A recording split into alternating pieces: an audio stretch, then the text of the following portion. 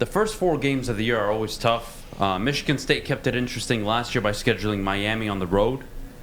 That was very interesting. I believe they played Northwestern early on the road as well last season. Northwestern started the year. Then we played Youngstown State. And then Miami on the road, correct? Yeah, and then Western Kentucky at night. So that was the first 4. But yeah, I mean, Miami was ranked at the time, and then it turned out they really weren't that good. So yeah, which is fine. But this year you're home to Western, you're home to Akron, on the road to Washington.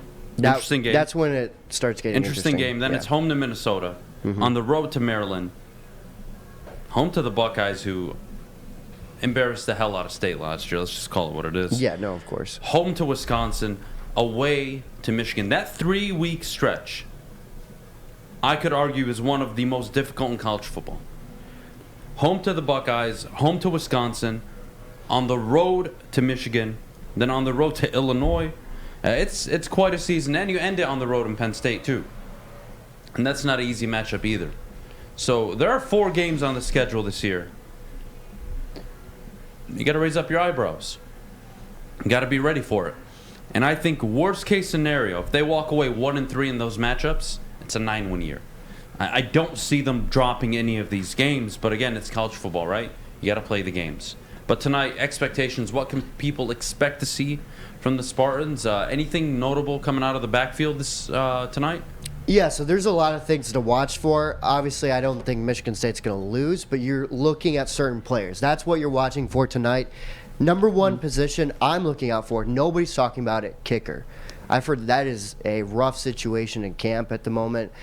I don't even know who's going to start. It might be, we're seeing 3 different guys go in there at some point to kick. I mean, we had Matt Coughlin last year and everything. He was okay.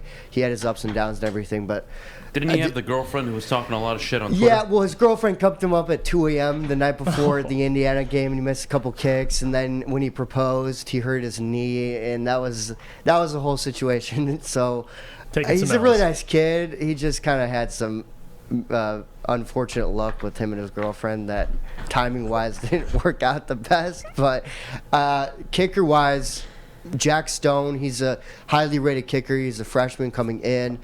That was the guy that they were expecting to start for the most part, it seemed like, and he came in, and the reports are he's okay. Then they went and got the transfer from Auburn just recently. He made a kick in the Iron Bowl. I believe it was to send to double overtime. So he's been in some big pressure situations, but he's not even on scholarship is another thing. So that's something interesting to watch out for. But I was going to ask you, expectations for third-year coach Scotty Hazelton. Yeah, this is a big year. Is this defense going to show us a little bit this year, something? Mm-hmm. Because let's be honest, it was the offense last year. Defense needs to be better. And Scotty Hazelton. Secondary as well. Correct. And Tucker has labeled his name on it. He is teaching these guys at practice, at camp.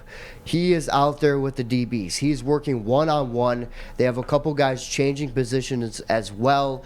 He is trying to coach these guys up, get them ready, because obviously secondary was the worst thing about Michigan State last year. He said, you know what? I'm the head coach. I'm going to take responsibility. So if they aren't good this year, I'm putting my name on it. I'm the guy there. That's the kind of coach that Mel Tucker is. He's constantly coaching his guys on the sideline when they mess up in the secondary. He was doing it against Ohio State. He's making sure their techniques are good. He wants the release off the ball. Everything is up to par. We have Amir Speed now. That's something to watch out for. Kid has a lot of good length. He's coming over from Georgia. I've been talking about him for a long time now.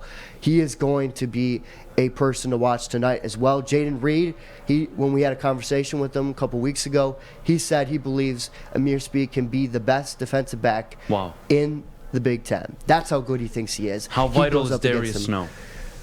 Darius Snow is an interesting story. I had a short conversation with him on Thursday because he was at the Mel Tucker show, but he's switching over to linebacker. Usually he plays nickel. The linebacker room at Michigan State is absolutely loaded now because of those guys. Jacoby Windman is the number one guy besides Amir Speed to watch out for tonight. He is the transfer from UNLV. This kid has like stardom potential. That's how good he is. Like, his move on the edge is fantastic. It just depends where they want to play him. If they want to play him back a little bit or on the line, it's really that's something we'll have to watch out for. Aaron Brule as well, the transfer from Mississippi State. He's another guy to watch out for. Middle linebacker Cal Halliday. This defense is going to be better. I think they can be at least the middle of the pack in college football, and if not, then I believe Scotty Hazelton will be moved on from, because there's just not patience for that right now in East Lansing.